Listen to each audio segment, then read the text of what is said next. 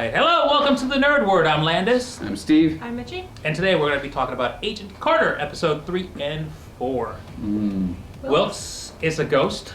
Well, he's not a ghost. Kinda he in a just temporal- can't be. He's non-corporeal. Non-corporeal. Okay, so a ghost, Yeah. then, basically. That's the same thing, not the same. He's thing. alive. He's just, he doesn't have to be corporeal. Yes, and So as a far ghost. as we know, He's no. alive. He's physically, like he said, he was with Peggy for quite a while, which I think is creepy, actually. I He would was ju- only was with just her like- at her office, though. He didn't follow her out. that we know of, but let me Right, that we listen. know Let's of. let's be honest. I would do that. If you had that power, I would do that. I would do that. I would so do that. I would probably follow her a few other places than the office, if you know what I mean. I I'm don't sorry. know what you mean. No, we don't know what you mean. What do you mean? Elaborate for the fans. Where else would he go? I would watch her in her Kitchen? Okay, so we finally get Howard Stark back into the fix, and we find out that he's actually gone Hollywood. I got the sense that he's sick of technology and the government and war, so he's kind of gone the other way. He's sick of all the bureaucratic bullshit. Well, wouldn't you be after an entire first season of people hunting you down for no good reason because you were afraid and no one believed you? After you helped win the war, by the way, it's like, oh, now they don't like me.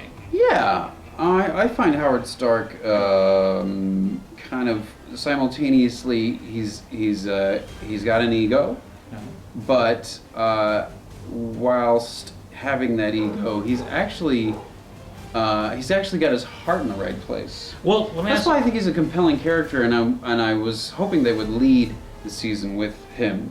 And finally, we've been reintroduced to him, and I was like, it's about time, because this show it hinges on a couple of things, and one of those things is the Peggy's relationship to Howard, as well as Jarvis's relation to Howard. And this is the thing that I think is most important. This show is Jarvis and Peggy. You're right. That is the show. But- What do you guys think of the line from Howard about, let me know if I'm going to need a new butler?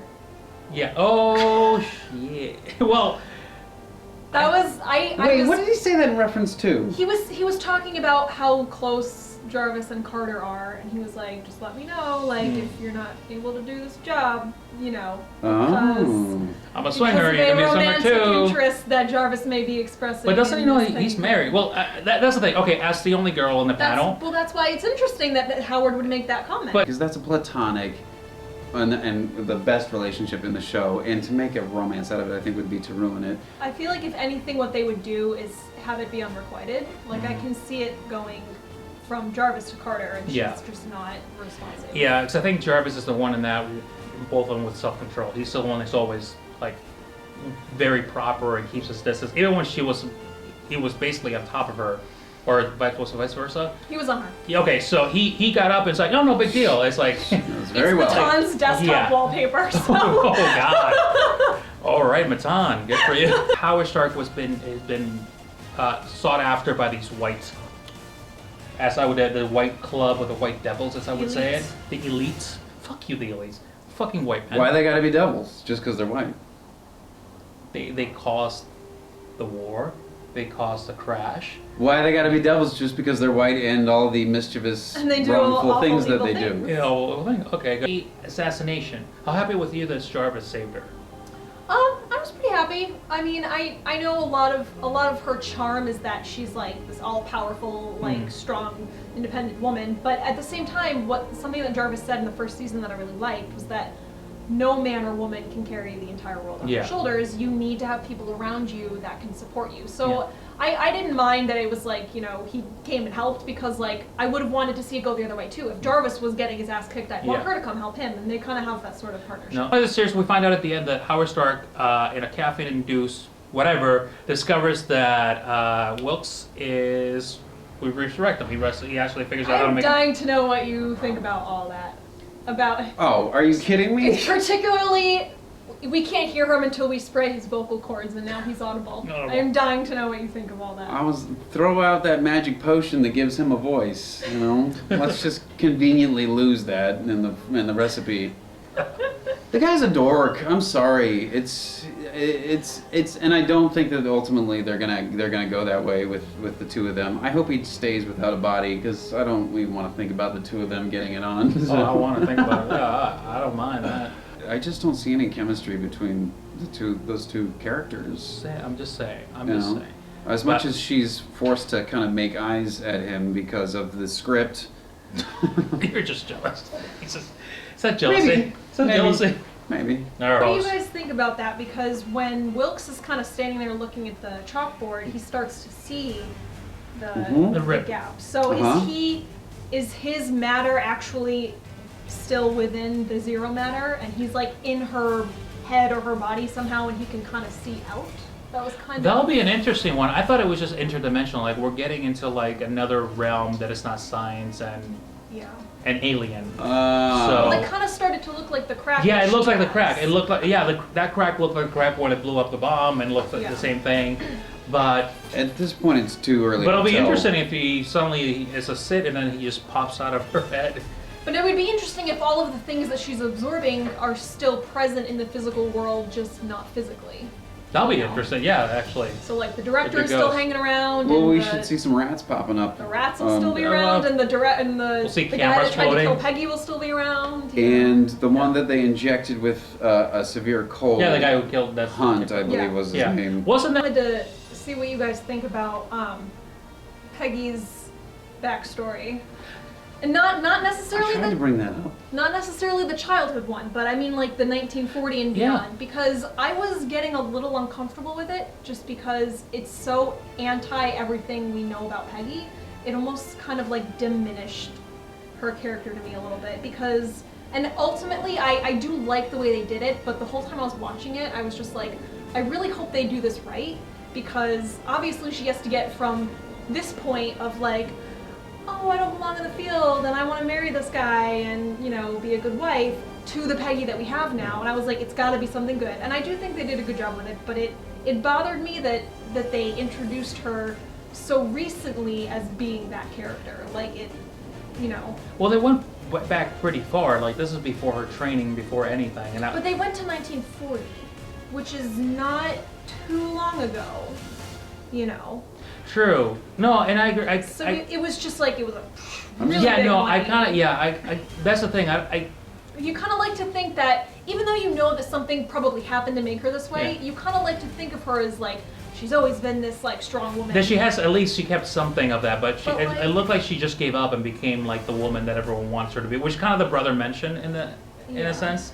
That you I would have liked to see more conflict on her part though, because before the brother died, it was like she was like, no, I have no interest in doing that. And I would have liked to see a little bit of like, she was intrigued by it, but then was like, oh, I guess I'm not doing it because my fiance said so. I would have liked at least if the fiance wasn't just a pussy, and at least I'm like, okay, so he's kind of look an abusive guy, so I get why she's submitting a little bit. The guy just generally seemed like you can tell him, no, I'm going to do this, and he would do it because she walked away. But no, I do agree with you that it came like, if it was like 7 years before the Peggy that I get it. There was a long time.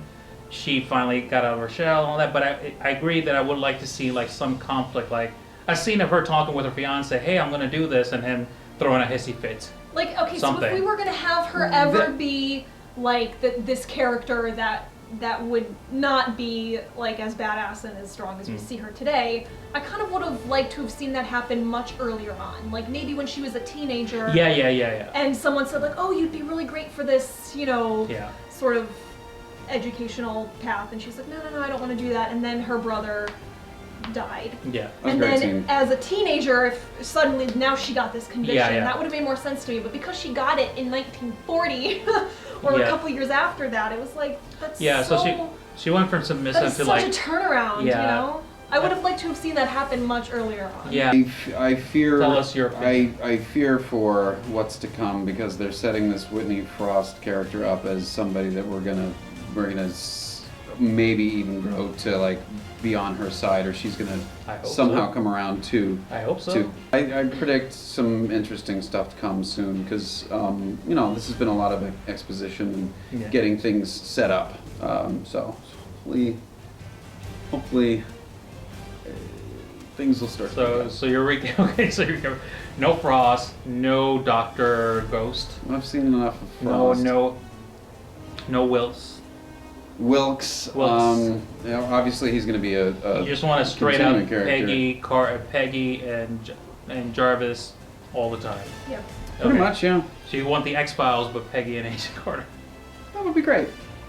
Jeez, crazy. You never agree either. Yeah, I completely disagree with both of you, but okay. I don't quite hate her as much as Coulson's faux love interest. Oh, that she who should not be named that died horribly. I don't even remember her name. You had a party when Zimmer's she character. got murdered horribly. I don't hate her as much as that. You never respected your stepmother. Never. Never. All right. Well, the important thing is, you guys tell us what you think. What do you think is going to happen? Do you know where the series is going? Do you know these characters? If you know them from the comic books, let us know. I'm genuinely interested. Are you with these two that you would not give a damn about anyone else's past and just want a Jarvis and Peggy episode, straight up Jarvis and Peggy episode? And the most important question, yes or no, should Peggy and Jarvis bone?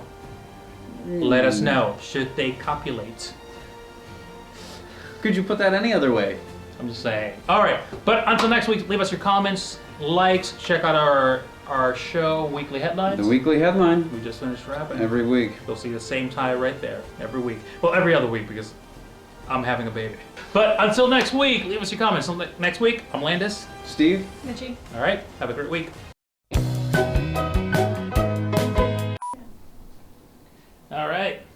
All right, and today we're going to talk about Agents of S.H.I.E.L.D. episode 3. Agent Carter. Agents Carter, let's take that back. Shopping mall. Maybe if there was a dressing room involved with that shot. Okay, that is Creepy Grandpa at churchgirls.com.